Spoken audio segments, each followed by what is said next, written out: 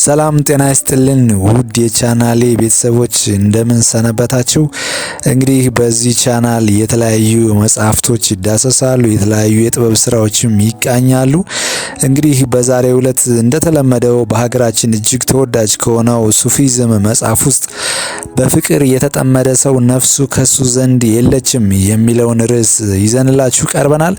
እንግዲህ እናንተም እስከ መጨረሻው ድረስ እንድትከታተሉንና ቻናላችንን ሰብስክራይብ ያላደረጋችሁ ሰብስክራይብ በማድረግ እንደዚሁም ላይክ እና የደወል ምልክቷን በመጫን በጥበብ ላይ የምንሰራውን ስራ እንድታበረታቱን እንጠይቃለን። እንግዲህ ወደ ትረካችን እናልፋለን።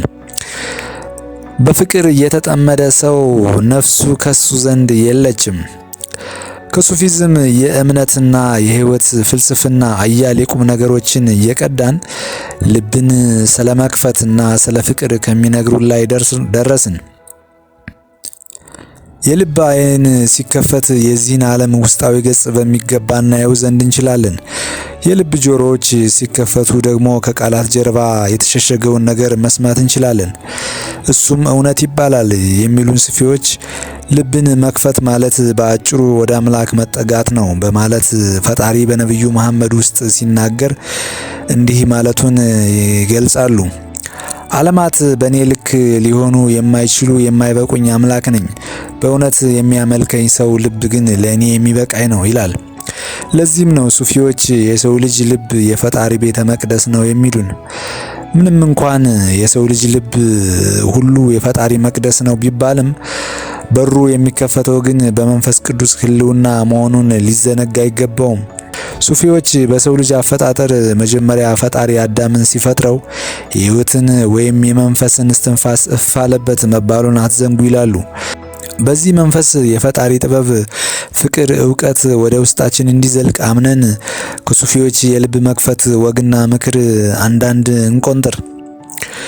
የሱፊው ደቀ መዝሙር ኦማር መምህሩን በዚህ ምድር ላይ አጥብቀን እንፈልገው ዘንድ የሚገባን ቁም ነገር ምን እንደሆነ ጠየቃቸው። መምህሩም ፈጣሪዋን በማስተዋወስ የተጠመደች ምላስ፣ አመስጋኝ ልብና እሱን የምታምን ሚስት ካገኘህ ቁም ነገርን ጨብጣሃታል ማለታቸውን አልጋዚ ይነግሩናል። ከአልጋዝሊ አንድን መርቅ፣ እውነት የተተከለችው በልብህ መካከል ነው ይላሉ። ይህችን እውነት ትጠብቃት ዘንድ ደግሞ በፈጣሪ እምነት ተጥሎብሃል። የዚህ መገለጫው ደግሞ እውነተኛ ንስሐና እውነተኛ ስራ ብቻ ነው። ያን ጊዜ የእውነት ውበት በፊትህ ላይ ያንጸባርቃል። ከአምላክህ ጋር መገናኘት ስትጀምር ቅድሚያ የምታደርገው ነገር በምላስ ማመስገን ይሆናል። ልብህ በመንፈስ ሲነቃ ደግሞ ምስጋናን የምታቀርበው በልብህ ቋንቋ ይሆናል ይላሉ። የፍቅር መኖሪያው ልባችን ነው የሚሉት የሱፊው መምህር አልጋዝሊ ፍቅር ልዩና የሚያስደስት ስቃይ የተሞላ የፈጣሪ ስጦታ ነው ይሉናል።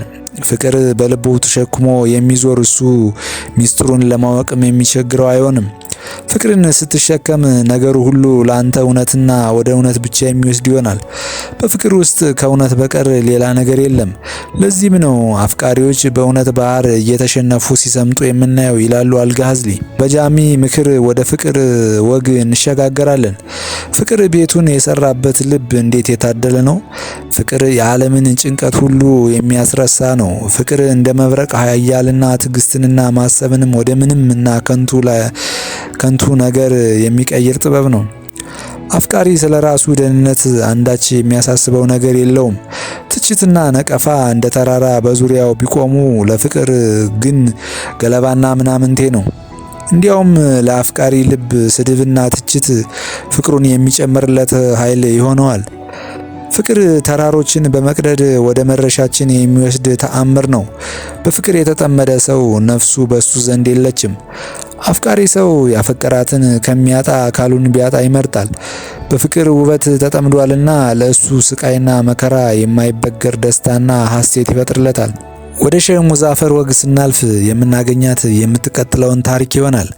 አንድ ቀን አልጃሚ ከደቀ መዛሙርቶቻቸው ጋር ስለ ፍቅር ሲያወጉ አንዱ ደቀ መዝሙር ወደ አልጃሚ ተጠግቶ መምህር ሆይ ለመሆኑ ፍቅር እንዴት ይገልጹታል አላቸው። አልጃሚም ከምላሹ አስቀድመው ጥያቄውን በጥያቄ ወረወሩለት። ፍቅር ይዞ ያውቃል ደቀ መዝሙሩም በሚገባ እንጂ ሲል መለሰ። አልጃሚም እንግዲያውስ በፍቅርና በምታፈቅራት ሴት መካከል ልዩነት የለም፣ ፍቅር ማለት የሚያፈቅሩት ሰው በስጋ ሲገለጥ ማለት ነው አሉት።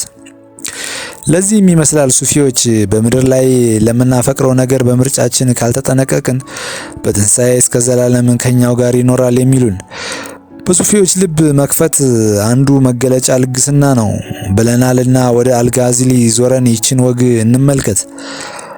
አቡ ሱሌማን ደቀ መዛሙርቶቻቸው የልግስናን ልኩን እንዲነግሩት ቢጠይቋቸው ይህንን ዓለም ጠቅልዬ በወንድሜ አፍ ውስጥ የመክተት ችሎታው ቢኖረኝና እሱም በዚያ እርካታን የሚያገኝ መሆኑን ባውቀው አደርገው ነበር አሉት። ይህን ጊዜ ደቀ መዝሙሩ ለመሆኑ በዚህ ድርጊትዎ እርካታን የሚያገኙ ይመስለዎታል በማለት ጠየቃቸው። አቡ ሱሌማንም ወንድሜ በወንድም አፍ ውስጥ የከተትከውን ጉርሻ በጉሮሮ ማጣጣም ስታውቅ ያን ጊዜ አንተ ለልግስና ልቡ የተከፈተ ሰው ትባላለህ በማለት መለሱለት። ፍቅር ሲኖርህ ልግስና በተከፈተ ልብ መሆኑ አይቀሬ ነው። ለዚህ ደግሞ ሱፊው ሼህ ሙዛፈር በሚነግሩን ወግ እናብቃ። አንድ ቀን ኢየሱስ ክርስቶስ በአይሁድ የገበያ ቦታዎች ሲዘዋወር አንዳንድ እስራኤላውያን ይዘባበቱበትና ይሰድቡት ጀመር። ኢየሱስ ግን ለሕዝቡ ስድብና መዘባበት ምላሹን በስማቸው እየጸለየና ለኃጢአታቸው ይቅርታ መጠየቅና ትሕትና ነበር። በሁኔታው ከተገረሙት ዳር ቆመው ከሚመለከቱት አንዱ ወደ ኢየሱስ ተጠግቶ ይህን ያህል እየሰደቡና እያዋረዱ ለእነሱ ትጸልያለህ?